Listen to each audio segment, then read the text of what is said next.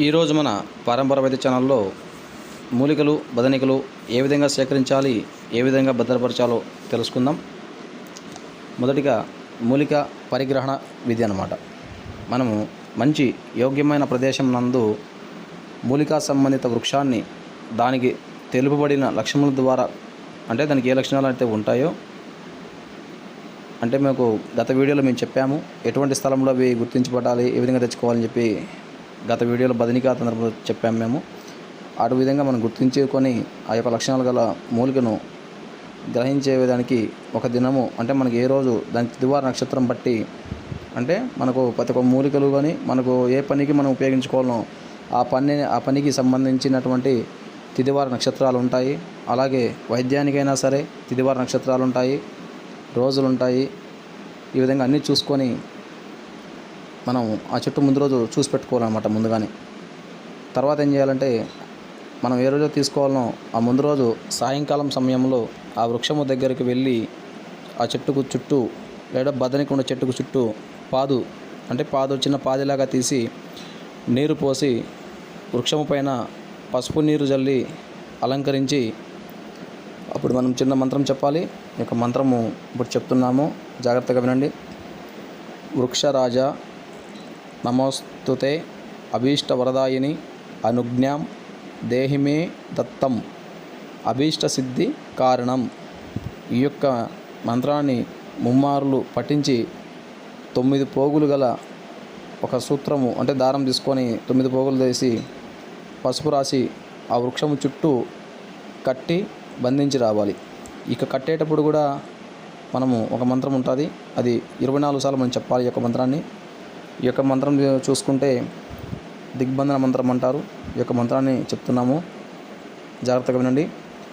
ఓం నమో భగవతే వృక్షాస్త్రితే శక్తి ఆ హ్రీం క్రోం వరవరద సర్వతేజో ఓజో కలై సహి సాక్షావత్తముట సహి అస్య వృక్షే గ్లాం గ్లీం గ్లూం గ్లైం గ్లేం గ్లహ స్తంభయ టహ్ టహ్ స్వాహ.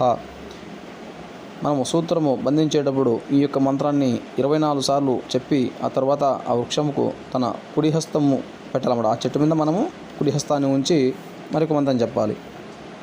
ఈ యొక్క మంత్రము యదా యదా హి కామ్యానం తదా తదా చవర్తిత అస్మత్కార్య హితాదాయ నిశ్చల శంకరాజ్ఞాయ అని ముమ్మారు పలికి ఆ వృక్షమునకు ప్రదక్షిణ నమస్కారము చేసి ఇంటికి తిరిగి రావాలి.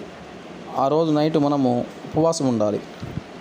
తర్వాత మరుసటి రోజు ఉదయాన్నే ఎవరు చూడకముందే వెళ్ళి మూలికను గ్రహించేయడానికి మనకు సమయం ఉంటుంది కదా, ఆ యొక్క సమయానికి కన్నా కొంచెం ముందుగానే వెళ్ళి ఆ వృక్షం వద్దకు చేరి ఏ కార్యం కోసం మనం తీసుకుంటున్నామో ఆ యొక్క విషయాన్ని సంకల్పము గావించి ఆ చెట్టుకు మనము ముమ్మారు ప్రదక్షిణ నమస్కారములు చేసి తెలుపబడిన విధానము క్రమంగా భూమిని తవ్వుతూ ఈ కింది ఇప్పుడు చెప్పబోయే మీకు మంత్రాన్ని పఠించాలి. ఈ యొక్క మంత్రం ఏంటంటే, ఏనాహం కథతే బ్రహ్మ తదా శక్ర సిద్ధాదయ తదాహం కనతే దేవి మంత్రపూతేన పాణినా మాతే పాతే మాణిపాతే మాతేతే జోన్యా ద భవేత్.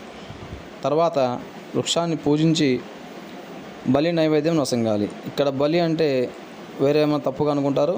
బలి అంటే నిమ్మకాయ బలి ఇవ్వాలి. నిమ్మపండు బలి ఇచ్చి నైవేద్యము మీకు నచ్చినటువంటి ఒక తీపి నైవేద్యం పెట్టాలి. అక్కడ యుక్త సమయం నందు ఆ యొక్క చెట్టు వేరు లేక ఇతర భాగంలో మీకు ఏ భాగం తీసుకోవాలనుకున్నారో ఆ యొక్క భాగాన్ని ముందుగా కుడి చేతితో తాకాలి. తర్వాత ఎడమ చేతితో పట్టుకొని ఇట్లా పైకి పట్టుకొని కింద కట్ చేయాలి. ఈ కట్ చేసేటప్పుడు మీరు ముఖ్యంగా గమనించాల్సింది ఏంటంటే, మీ యొక్క చేతి కొనవేళ్ళు ఆ యొక్క చెట్టుకు తగలకూడదు.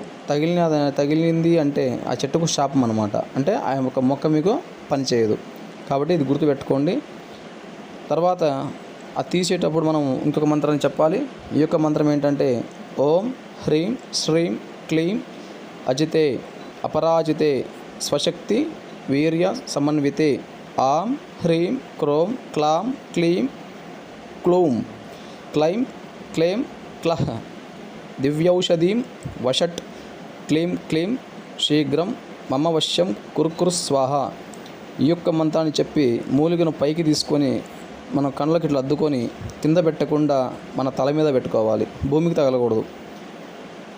ఈ యొక్క మూలికకు ఒక తెల్లని బట్ట చుట్టుకొని ఆ యొక్క వృక్షానికి కట్టిన సూత్రం అంటే దారం కట్టి ఉంటాం కదా, ఆ యొక్క దారాన్ని మనము తీయాలన్నమాట.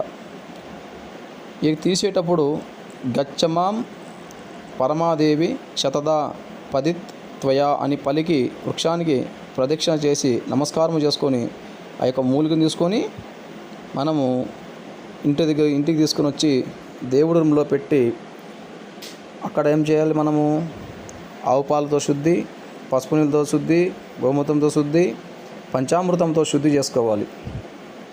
అంటే వేర్లు మూలికలు అయితే గన మనకు సంబంధించిన కార్యం ఉంది కదా, ఆ కార్యంలో చెప్పినట్టు విధంగా మనము మామూలుగా జలశుద్ధి పాలతో శుద్ధి చేసుకొని పెట్టుకోవాలి. ఇంటికి ఏదైనా మనము బంధించుకోవాలి, గృహాలకు ఏదన్నా ఉంటే ఆ యొక్క వాటికి ఏం చేయాలి, మంచి టెంకాయ నీళ్ళతో ఆవు పాలతో శుద్ధి చేసుకొని పసుపు నీరు పూసి కుంకుమ బొట్లు పెట్టుకొని ఒక 3 రంగులు కానీ 5 రంగులు కానీ 9 రంగుల దారం కానీ మనం సూత్రం దానికి చుట్టుకొని బంధించుకొని గృహానికి కూడా పెట్టుకోవచ్చు. ఇలాగే మరిన్ని వీడియోలు మీరు చూడాలంటే మన ఛానల్ని లైక్ చేసి సబ్స్క్రైబ్ చేయండి, షేర్ చేయండి. మళ్ళీ మరొక వీడియోతో కలుద్దాం. ధన్యవాదములు.